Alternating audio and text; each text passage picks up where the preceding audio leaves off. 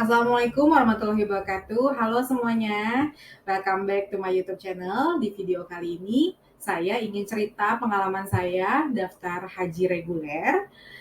As disclaimer, memang judulnya tahun 2023, tapi sebenarnya saya daftar itu tepatnya 29 Desember 2022. Jadi insya Allah masih relevan lah ya pengalaman saya ini untuk 2023 dan seterusnya.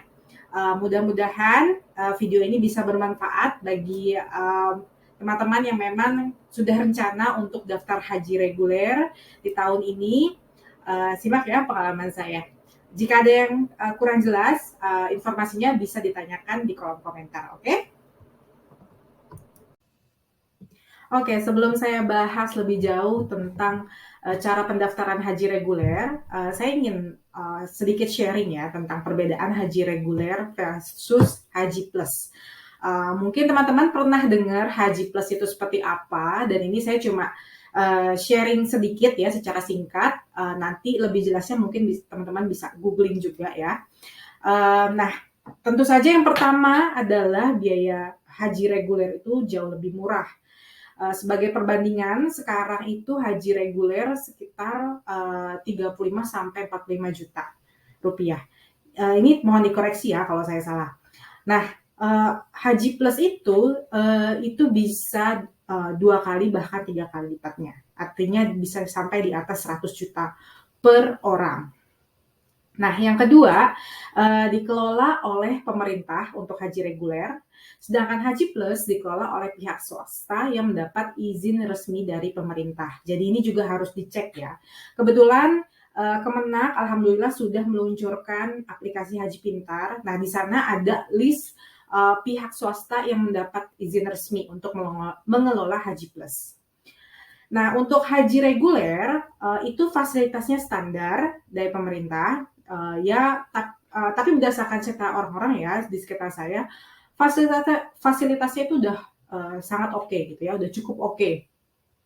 Memang kadang ada yang dapat hotelnya jauh sampai harus naik bus gitu ya ke mana ke Baitullah.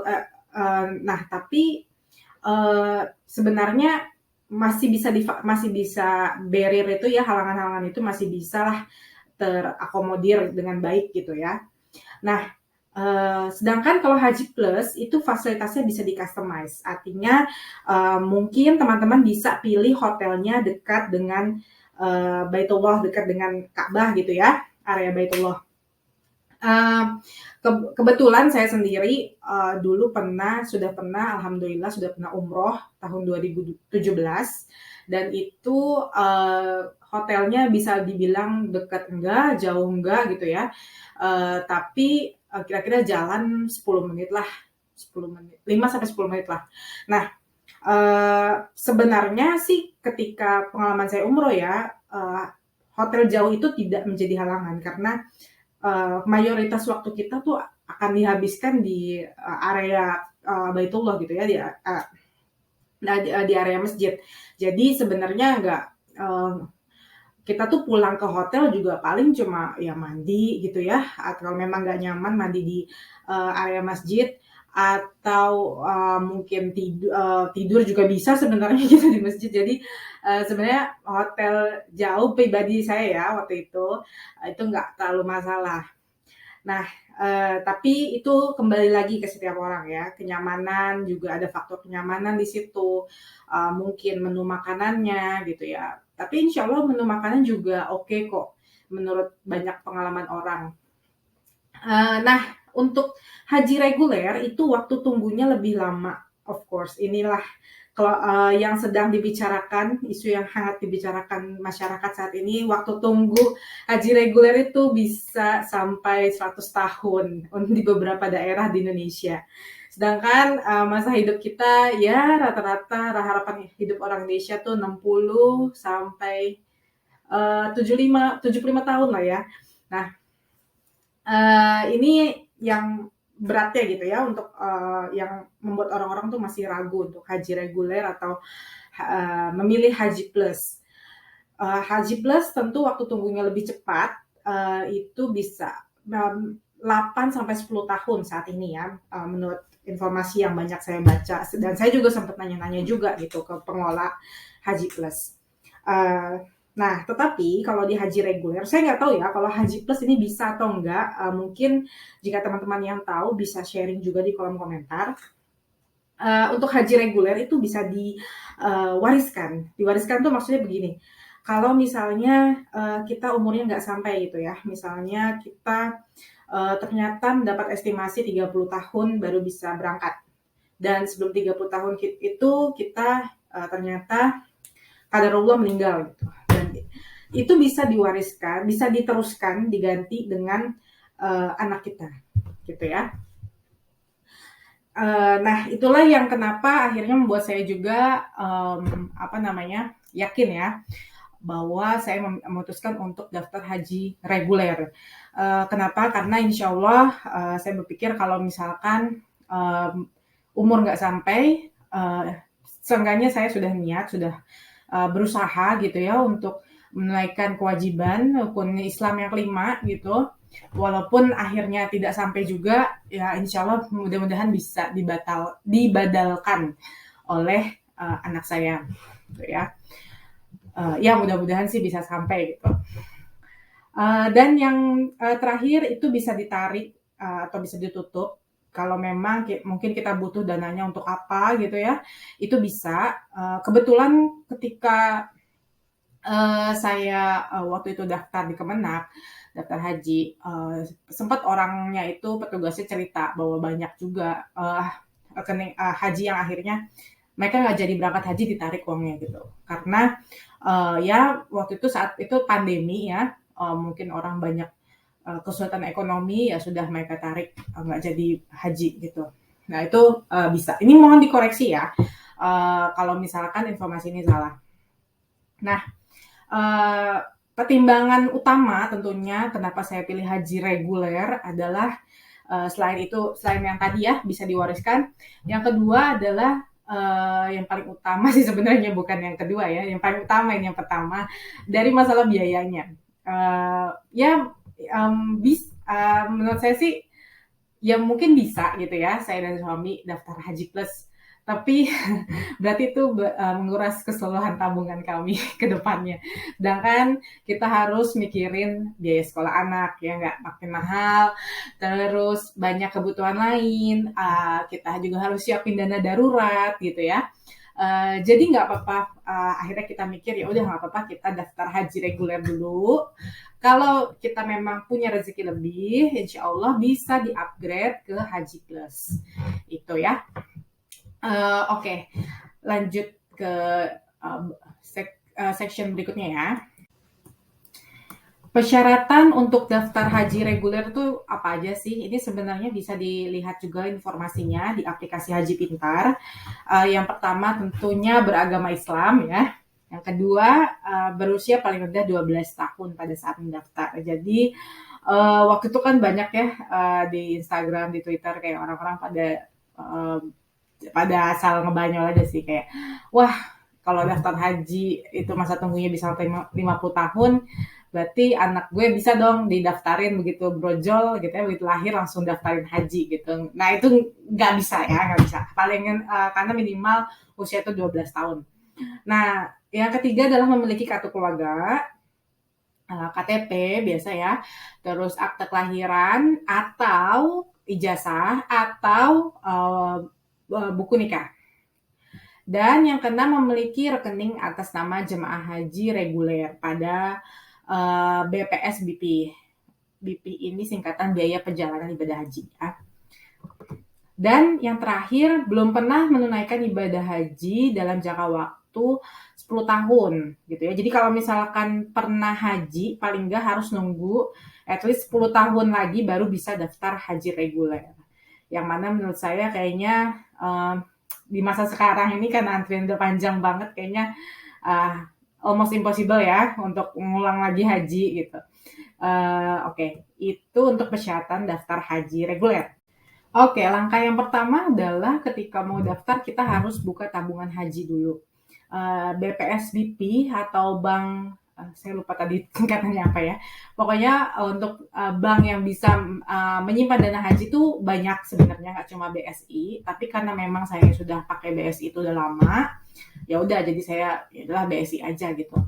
Nah, saya waktu itu coba buka tabungan haji di BSI secara online. Nah, ini kalau secara online bisa buka mobile banking BSI, terus pilih yang di pojok kiri ya, di pojok kiri atas tuh kan ada tanda garis-garis 3 tuh.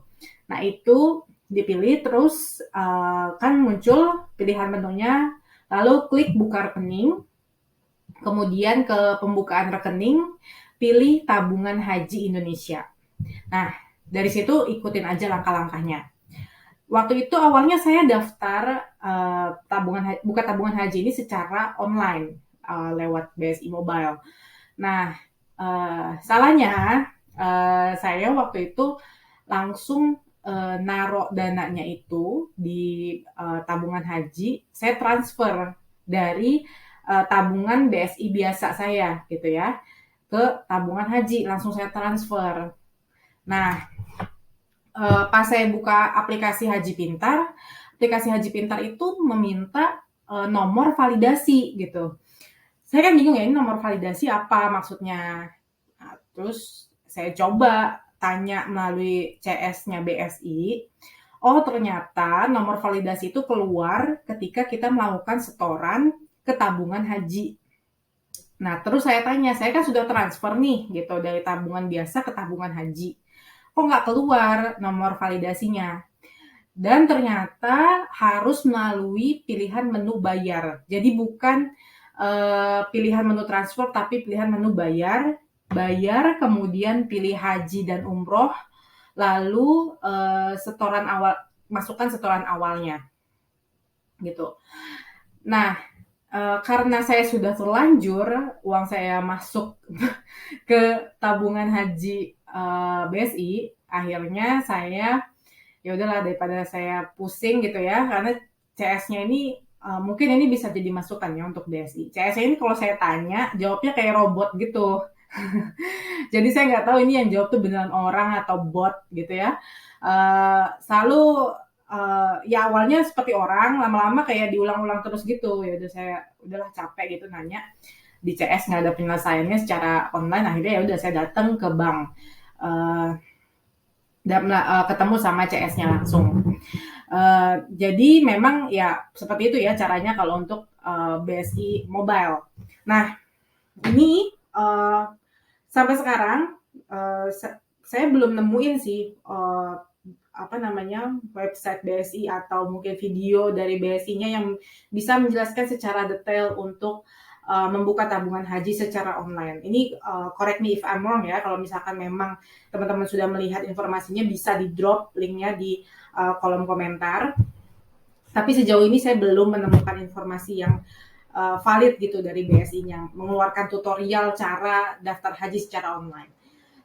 Harusnya sih informasinya bisa diakses juga gitu ya secara online gitu. Jadi saya tuh kemarin bener-bener kayak coba-coba aja gitu.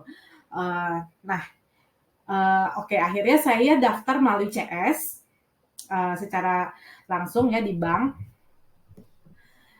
Dan itu ya memang prosesnya sebenarnya cepat sih gitu ya, tapi ya memang repotnya kita harus harus meluangkan waktu gitu untuk datang ke bank. Nah, di tahap ini posisinya saya akhirnya nggak jadi ya daftar secara online gitu ya, akhirnya daftar secara manual saja langsung ke CS Bank. Nah, di situ saya daftarkan, kebetulan waktu itu saya udah setor 50 juta ke tabungan haji saya. Karena waktu itu saya mikir per orang itu 25 juta. Karena saya mau berangkat bersama suami, oh oke, saya transfer 50 juta ke tabungan haji saya.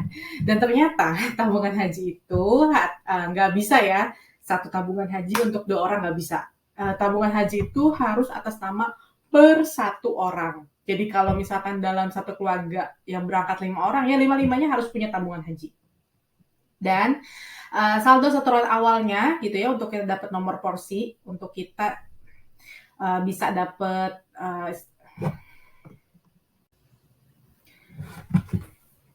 oke. Sebenarnya sebelum saya daftar haji di kantor Kemenak, itu saya sudah mencoba dulu daftar haji via online di aplikasi Haji Pintar, tapi selalu gagal. Sebenarnya aplikasi ini saya sudah nungguin banget nih sejak tahun 2021, karena kan saya sempat baca beritanya bahwa kan, Kementerian Agama akan meluncurkan aplikasi Haji Pintar, yang bisa mengakomodir masyarakat untuk daftar haji secara online, nggak perlu datang ke kantor Kemenak. Dan menurut saya memang sudah seharusnya ya, aplikasi seperti ini diluncurkan gitu. Eee, tapi sayangnya aplikasi ini, masih butuh banyak banget perbaikan. Mungkin kalau saya rating ya, antara 1 sampai 5, mungkin saya akan kasih bintang 2. Kenapa? Karena saya selalu gagal daftar haji via online.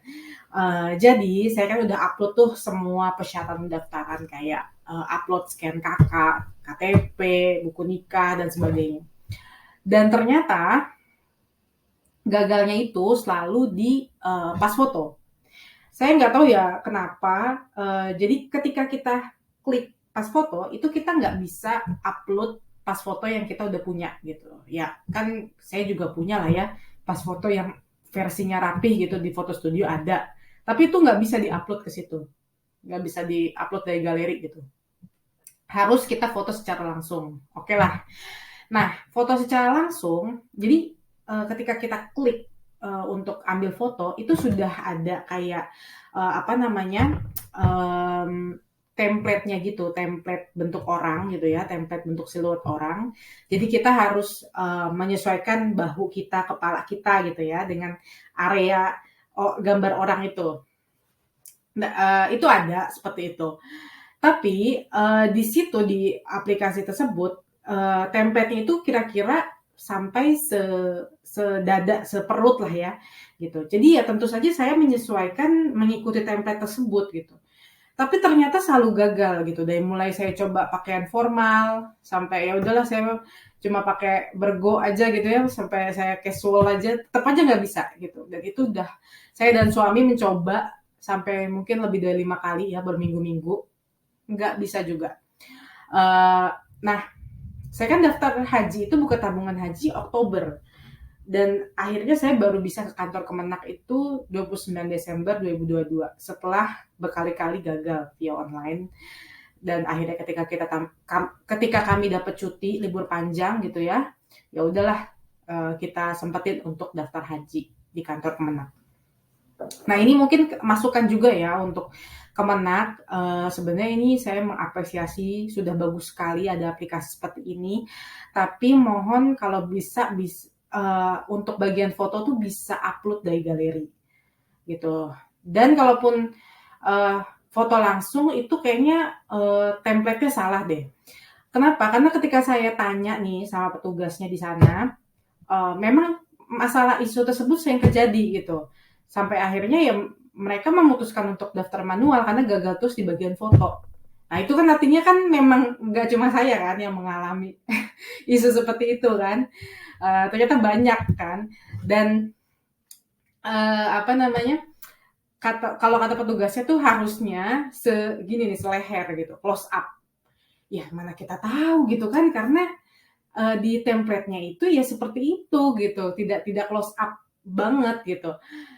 Dan memang ketika saya foto di sana pun di Kemenak close up gitu. Ya mungkin ini desainer aplikasinya ada miskom atau gimana gitu ya. Mohon diperbaiki untuk bagian ini. Tapi overall menurut saya sangat bagus ya ada aplikasi seperti ini. Semoga ditingkatkan lagi performance dari aplikasinya. Atau kalau memang aplikasinya ini lemot, menurut saya sih masih lemot ya, masih nge-lag terus. Sebenarnya kalau daftar via website gitu, kita buka website di laptop gitu, itu juga oke gitu, nggak usah harus by phone, tapi kemudian aplikasinya lemot dan agak nggak jelas gitu. Lebih baik melalui website saja gitu, kalau di website itu fitur-fiturnya bisa lebih oke, bisa lebih kompatibel gitu ya. Oke, setelah berulang kali gagal, daftar haji di Kemenak secara online, akhirnya ya udah kita daftar secara offline. Kita daftar di kantor Kemenak Jakarta Timur, lokasinya di Pondokopi. Kenapa Jakarta Timur? Karena uh, alamat kita di KTP itu Jakarta Timur. Saya nggak tahu ya apakah peraturannya sudah diupdate atau belum, tapi dari yang saya baca-baca gitu ya, dari berbagai sumber itu embarkasinya harus sesuai alamat yang ada di KTP. Ada yang bilang bisa pindah, nantinya bisa pindah gitu ya, misalkan saat ini mungkin KTP kita Jakarta gitu, ternyata kita di saat tahun keberangkatan kita posisinya domisili di kota lain di Surabaya misalnya, kemudian pindah, itu ada yang bilang bisa, ada yang bilang nggak bisa. Itu ya kalau menurut saya sih ya udahlah daftar aja sesuai KTP yang sekarang, nanti mau soal pindah atau gimana itu bisa diurus belakangan karena masih lama juga. Oke, ini persyaratan administrasinya.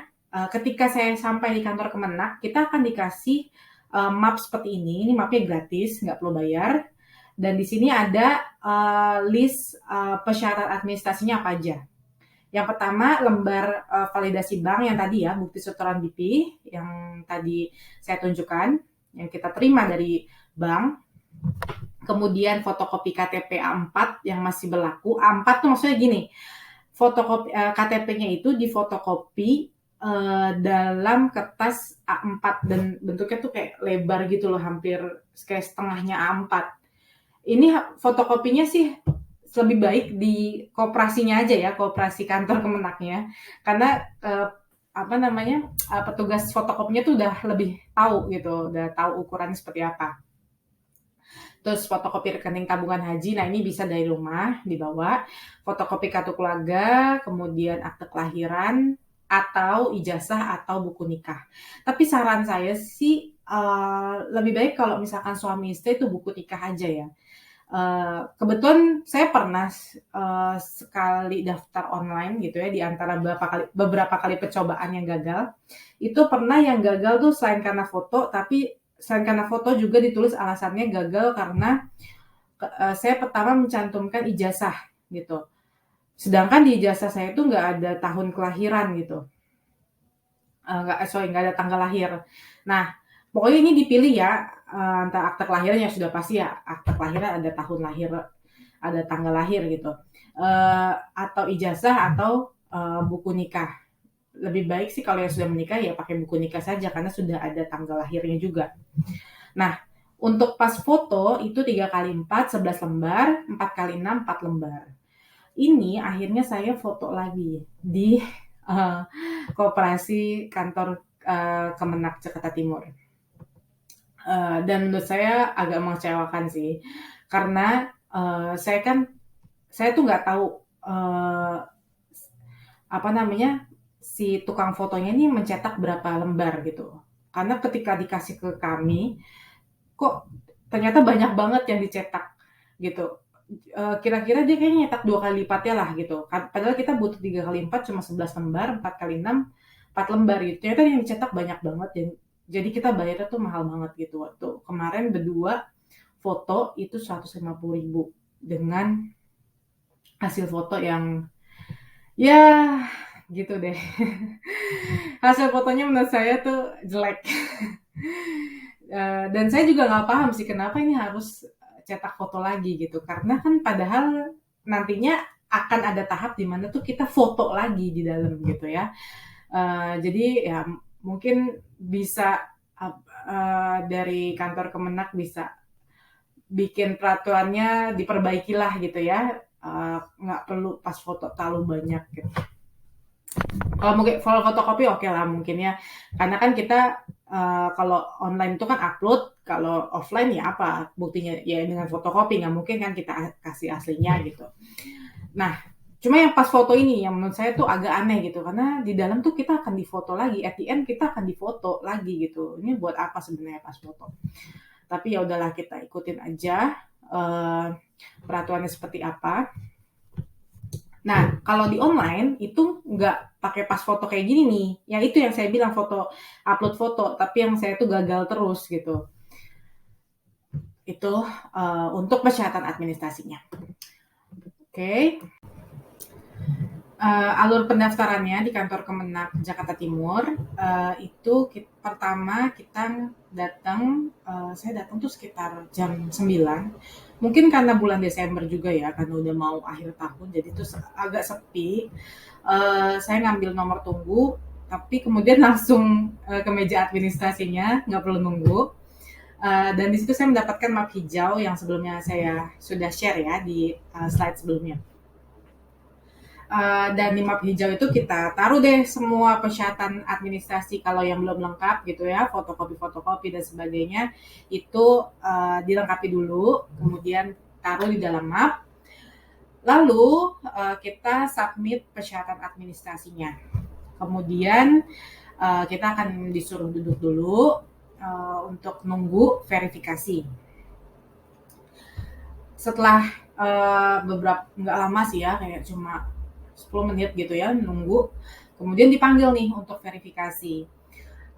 Nah, proses verifikasinya itu cepet banget sih gitu ya, sama petugasnya kayak lebih mencocokkan data-data gitu, data-data yang ada di apa namanya, di persyaratan administrasi dengan database yang udah ada. Oh ya, sorry, sebelumnya karena saya sudah pernah mencoba daftar online, itu sebenarnya sudah masuk nama saya di online gitu ya, di database online. Cuma memang belum approve lah gitu istilahnya. Jadi di situ kemudian dilengkapi oleh si petugas. Kemudian foto. Nah, ini dia kenapa saya mempertanyakan kita harus cetak foto. Karena ujungnya kita akan foto lagi gitu di proses verifikasi ini. Dan proses verifikasi pun sama, hasil fotonya itu gitu deh ya. Hasil fotonya itu kita foto pakai webcam. Jadi petugasnya tuh punya layar komputer sendiri dan kita bisa ngeliat layar komputer sendiri juga gitu. Kayak ibaratnya kayak kita lagi di tempat digital printing lah. Nah, terus kita foto pakai webcamnya dan itu webcamnya buram banget gitu ya. Bahkan masih lebih bagus webcam yang saya gunakan untuk video ini gitu. Nah, ini mohon deh Kemenak bisa diperbaiki gitu webcamnya, kualitas webcamnya. Ya, karena kan ini foto untuk 20 tahun, 30 tahun ke depan gitu ya. Dan kalau hasilnya jelek tuh kayaknya gitu ya. Gimana gitu. Oke deh. Bisa dilihat sendiri ya. Ini akhirnya surat nggak lama setelah foto langsung di print tuh surat pendaftaran haji. Nah, bisa dilihat sendiri ini surat pendaftaran haji memuat data apa aja, dan nomor KTP kita, nama lengkap ayah kandung, tempat tanggal lahir gitu. Dan yang paling penting adalah nomor porsinya yang di pojok itu yang harus kita pegang terus. Makanya lembaran ini harus dilaminating, jangan sampai rusak gitu ya. Karena ini kan akan buat puluhan tahun ke depan gitu ya. Jadi lebih baik dilaminating supaya nggak rusak. Ya bisa lihat sendiri ya kualitas fotonya. Kualitas fotonya seperti itu. Ya sudahlah ya. Nah, dan untuk yang sekarang itu nggak perlu lagi cap jari gitu ya. Kalau dulu SPH ini harus ada cap jarinya, sekarang nggak usah. Dan tanda tangannya sudah digital juga. Jadi prosesnya sudah lebih cepat gitu. Dan ya, that's very good ya. Oke, selanjutnya adalah mengecek antrian haji. Oke, setelah semuanya selesai proses verifikasi, ya sudah kita dapat bukti SPH tersebut dan tidak perlu bayar apa-apa lagi, alias free gratis. Dan saya salut sih karena pelayanan di kantor Kemenak Jakarta Timur ya. Saya nggak tahu ya kantor Kemenak lain, tapi khususnya di Kemenak Jakarta Timur semua staffnya tuh helpful sih. Jadi kayak kita nanya-nanya ini apa gitu ya. Mereka akan dengan sabar menjelaskan gitu. Menurut saya sih sangat bagus ya pelayanannya dan cepat juga. Nah, untuk masa tunggunya sendiri itu baru bisa dicek setelah seminggu dari pendaftaran, minimal seminggu. Nah, cek masa tunggunya itu di aplikasi Haji Pintar. Jadi kita pilih menu estimasi keberangkatan, kemudian masukkan nomor porsi. Dan inilah hasil masa tunggu saya. Itu estimasinya adalah 2077, tahun 2077, atau saya hitungannya umur 84 tahun. Wow. Uh, sebenarnya sempat kayak wow gimana nih, tapi ya optimis lah ya, optimis insya Allah kuotanya bisa balik lagi ke normal. Karena kan memang ini masih masa pandemi itu kan dikurangi drastis ya. Kemudian memang sudah ada rencana dari pemerintah juga, akan dari pemerintah Arab Saudinya dan dari pemerintah kitanya juga sudah berkoordinasi gitu ya, bahwa kuota haji itu akan kembali normal dan bahkan juga ditambah gitu. Ya saya optimis sih, karena kan memang haji Indonesia tuh terbesar gitu ya, terbesar jumlahnya gitu di dunia.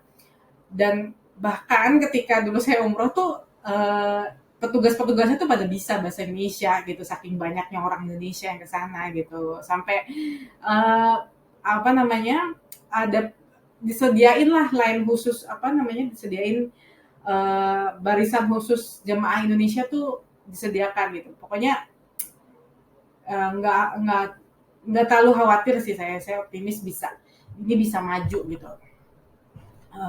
Sangat-sangat bisa maju. Dan kalaupun memang terlalu lama, yaitu balik lagi, mudah-mudahan ya bisa anak kita gitu ya yang akhirnya menghajikan kita. Ya mudah-mudahan sih kita bisa haji sendiri ya. Oke, itu saja. Sekian informasi dari saya untuk pendaftaran haji 2023. Semoga bermanfaat bagi teman-teman yang memang sudah niat. Mudah-mudahan kita semua bisa naik haji, bisa menaikkan rukun Islam yang kelima, haji menyempurnakan. Ya insya Allah ya. Oke, itu saja video kali ini. Semoga sekali lagi semoga bermanfaat, dan jika memang ada yang ingin tanyakan, tambahkan saja di kolom komentar. Oke? Sekian cerita dari saya. Jangan lupa subscribe, like, dan komen supaya saya lebih semangat lagi membuat video-video bermanfaat lainnya. Dan jika kamu rasa informasi ini berguna untuk kamu dan orang lain, jangan lupa di-share ya. Thank you. Wassalamualaikum warahmatullahi wabarakatuh.